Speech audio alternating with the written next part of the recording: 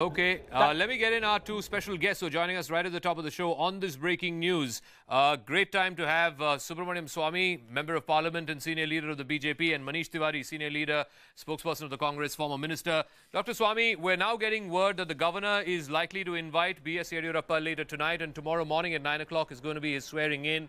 The other side is going to argue, and justifiably so, that they have the numbers. They just gave the Governor letters of support from 117 MLAs.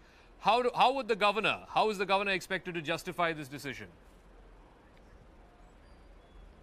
Well, in the Constitution, Article 164 just says the Governor shall appoint the Chief Minister, and the ministers will be appointed on the recommendation of the appointed Chief Minister, and that they are collectively responsible to the House. Now, the Supreme Court judgments are of both sides. There's no one way. But there are two facts which stand out in the governor inviting Mr. Yediyurappa to form the government and demonstrate his strength on the floor. One is that the Congress party has clearly lost. It had 126 MLAs before, now it's down to 78. And BJP is within striking distance of the majority. It's probably 5 or 6 less than the majority. It's not got 79 or 80 to say that it's the single largest party. So I think in these circumstances, the precedents are many. Vajpayee had nowhere near a majority, but since the Congress party was defeated, therefore Vajpayee was invited in 1996 let Manish Tiwari to take oath of office. What about the question of the mandate of the people? The mandate of the people was against the Congress party. You came down from 122 to 78 seats. I mean, by doing this post-poll arrangement with the JDS just to keep the BJP out, aren't you disrespecting the mandate of the people? Shouldn't that be taken into account? Not at all. For the simple reason that mandate in such a situation means 112 plus 1. And so therefore the Congress-JDS alliance has put forth a counterclaim before the governor. The counterclaim very clearly states that there are 117 MLAs way past the halfway mark who can provide a stable government as opposed to 104 MLAs on the other side. And one thing which is very significant, which runs through all Supreme Court pronouncements, is that the governor has to act in a manner which minimizes or circumscribes horse trading. Were the governor to ignore the claim of 117 MLAs, which is well past the halfway mark, and actually invite a party which is 11 short, or which is 7 short, in the absence of there being any independence in that house. So clearly the governor would be throwing the doors or the doors and windows of horse trading open. And I am afraid that is totally contrary to the Constitution, that is totally contrary to the law. But having said that, we do have faith in the office of the governor. We will await the formal outcome of the governor's deliberations. No, I'm very confident that the governor would keep the legal precedents in mind and the judicial pronouncements. I've just got the official official communique from the governor, from Raj Bhavan, that His Excellency the Governor Vajubhai Vala has officially invited Shri B.S. Yediyurappa for the swearing in as new Chief Minister of Karnataka. It will happen at 9 a.m. tomorrow. Again, I keep coming back to this point, Dr. Swamy, that when the Goa incident happened last year, and the Congress party's claim was that they were the single largest party and that they were not invited, and a post-poll arrangement, just like in Karnataka, a post-poll arrangement was done by the BJP, and they got the invitation first. I mean, wouldn't this be a similar example? I mean, here you have a post-poll arrangement which is well above the halfway mark. The single largest party is not above the halfway mark. You asked the Congress party why they've changed their stand. Why did they take the stand the single largest party should be invited in Goa, and now they are saying the opposite? I told you that there is no hard and fixed rules. Under Article 164, the governor has plenary powers. He can decide what he wants in his understanding of what is required.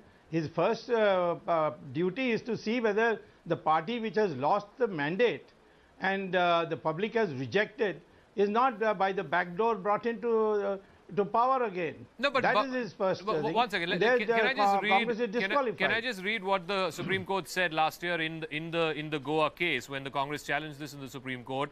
When no political party is in majority, then it's the duty of the governor to see who can form the government. If nothing happens, then the governor is duty bound to call the leader of the single largest party. But in this case, Dr. Swamy, there is an alliance, a post-poll alliance, albeit, which has the numbers. This goes against what the Supreme Court said last year. Supreme Court, why didn't the Supreme Court ask the governor to dissolve the Goa thing? They have made a suggestion. It's not binding on the governor. It cannot exceed the Constitution. The Supreme Court can say anything. Okay. Let them again go and say, after having lost the... Now, the question is that ultimately the governor is the deciding factor, and his discretion is unlimited. It cannot be arbitrary. That's all that you can say. And I think he has made the right decision by rejecting the Congress. This is a political question, less legal, more political. Why are you so worried if Yadurappa gets the first shot to prove majority? The point is that he still is 7 seats short of the halfway mark, which means if he has to have a reasonable shot at proving majority whenever the trust vote is going to take place, he has to get 14 abstentions from your side, from the JDS and the Congress legislature parties. I mean, so why are you worried? How does it matter if the governor invites him first or invites you first? Well, Zaka, the shoe is clearly on the other foot. It is the Bharatiya Janata Party which is changing its stance, which is actually speaking in a forked tongue, through all sides of his mouth. In Goa, when they cobbled together a post-poll alliance, and that post-poll alliance was called by the governor to have a shot at forming the government, you had everybody from the Prime Minister downwards, including his Finance Minister, who is recovering at the moment, and we wish him well, saying that in a situation whereby the post-poll alliance is able to demonstrate numbers which go beyond the halfway mark, it is absolutely kosher that the governor gives them the first shot at forming the government. The same principle, the same analogy extends to Karnataka, and in this particular instance, there was a claim made by the post-poll alliance even before Mr. Yadurappa went and staked his claim as leader of the single largest party.